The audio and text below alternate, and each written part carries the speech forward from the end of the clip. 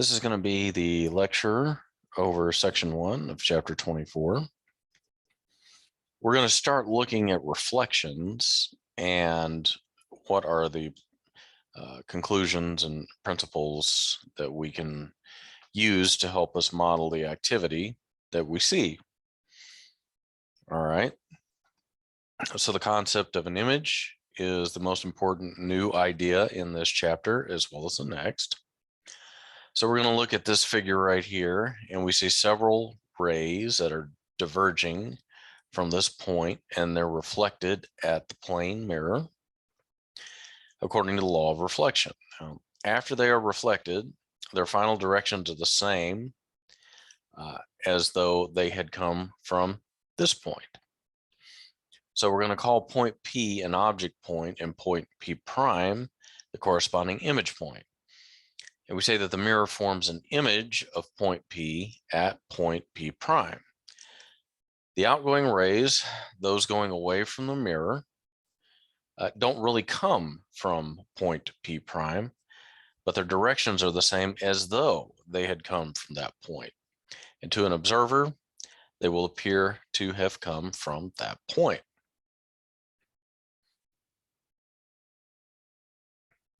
So something similar happens at a plane refracting surface, as shown here. Rays coming from object point P are refracted at the interface here between two optical materials. When the angles of incidence are small, in other words, the angle between this and the normal here to that surface, the final directions of the rays after refraction are the same as though they'd come from point P prime. And again, we'll call this the image point. So remember, this is the object point, and then this the image point. So we've looked at the same type of phenomenon now for both a reflective as well as a refractive surface. Now, notice the indices of refraction. So if this has a greater indice of refraction than this does, then point P prime is going to be closer to the surface than this point is. Obviously, if this is less, has a smaller index of refraction than this, then the reverse is true. What we'll see is that this point P prime will be a little further back. So now in both of these cases, the rays are going to spread out from point P, which is the actual point of light or source point that scatters the light shining on it. An observer who can only see the rays spreading out from the surface after they're reflected thinks that they're coming from the image point P prime. So this image point is therefore a convenient way to describe the directions of the various reflected or refracted rays. So to find the precise location of the image point P that a plane mirror forms from an object point P, we use the construction shown here. This figure shows two rays diverging from an object point P at a distance S to the left of the plane mirror. We call S the object distance. The ray PV is incident normally on the mirror, in other words, perpendicular, and so it returns along the original path. So we've got our object distance here, we have our image distance over here, and of course, after the reflection, all rays originating at P diverge from P prime.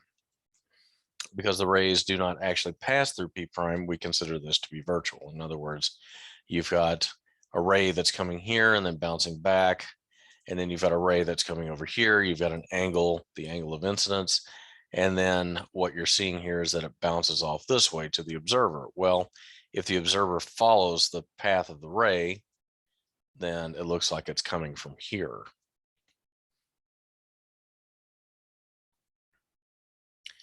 So what are the sign rules for an object and image distances?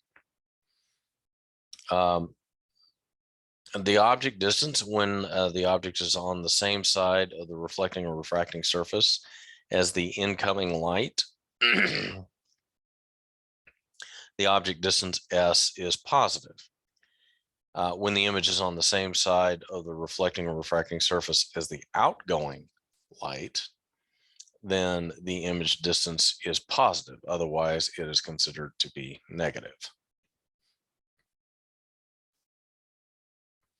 So the object is on the same side here as the incoming ray, so this is considered to be positive. The image is not on the same side as the outgoing ray, so this is considered to be negative.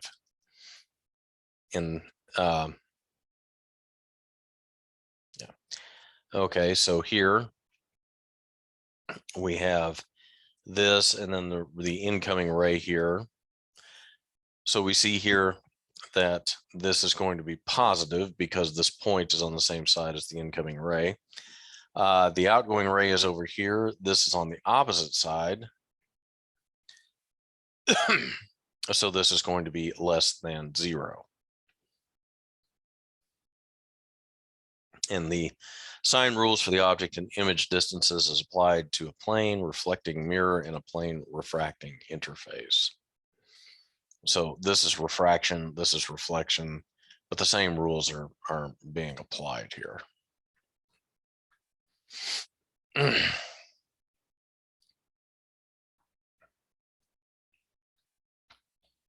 So now let's consider just the case of a plane mirror. For the plane mirror, the object and the image distances are related simply by this.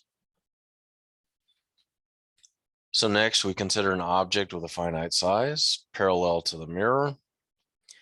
In figure 24.5, the object, I believe that's 24.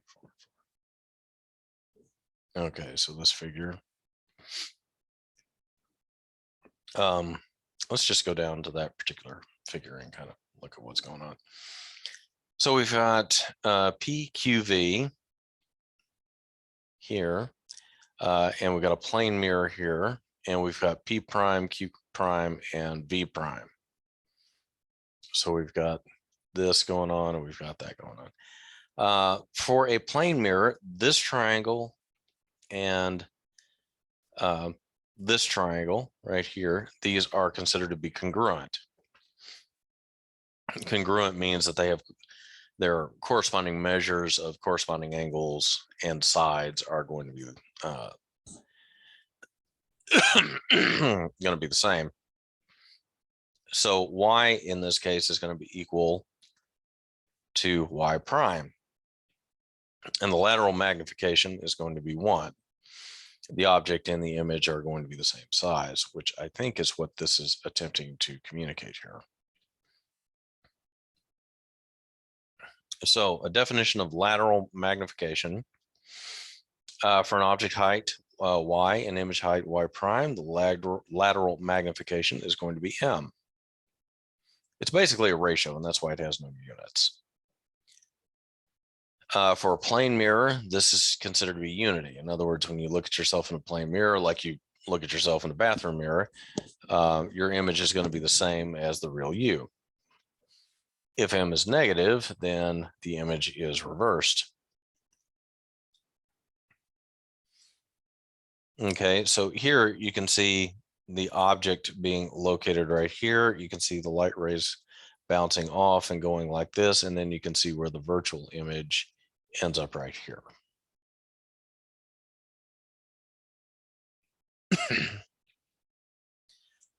So figure 24.6 shows a 3-dimensional virtual image of a 3-dimensional object, a hand formed by a plane mirror, the index and the middle fingers of the image point of the image point in the same direction as those of the actual hand. But the object and image thumbs point in opposite directions. So in other words, you've got the object over here in the image. If you took your index finger and your middle finger and you pointed them in these directions, your thumb would be pointing this way. Well, you'll notice for the image that the thumb is actually pointed in the opposite direction, even if we model these two fingers in the same manner. The image of a 3-dimensional object formed by a plane mirror is the same size as the object in all dimensions, but the image and object are not identical. They're going to be related in the same way as a right hand and a left hand. And indeed, we speak of these as mirror image objects. So to verify this object image relationship, we try arranging your left and right hands to match the object and image hands. When an object and its image are related in this way, the image is said to be reversed. When the transverse dimensions of the object and image are in the same direction, the image is upright. A plane mirror always forms an upright but reversed image, as you no doubt have seen before. So an important property of all images formed by reflecting or refracting surfaces that is formed by one surface or optical device can serve as the object for a second surface or device. So in other words, what this is trying to show is that mirror one forms an image of P prime, P1 prime, I'll call it that way. And then mirror two forms another image, P2 prime, each in the way we have just discussed. But in addition, the image P prime, P1 prime formed in this can serve as an object for mirror two, which then forms an image of this as 0.3 prime. So similarly, mirror one can use the image P2 prime formed by mirror two as an object and form an image on it. So in other words, you can have an object here, it's got rays that come and bounce off this way, and then you've got an image here, and then if you orient a mirror here, and then you can see rays that are quote unquote coming from the virtual image, bouncing off here, then to an observer, but they go back here and they will make a virtual image of this. Again, what you're also seeing here is in mirror two, you're seeing the image of this particular point itself due to the other rays that would go through and make that image normally. So a lot going on there, but what it's trying to do is trying to build a framework for how we look at reflections and refractions.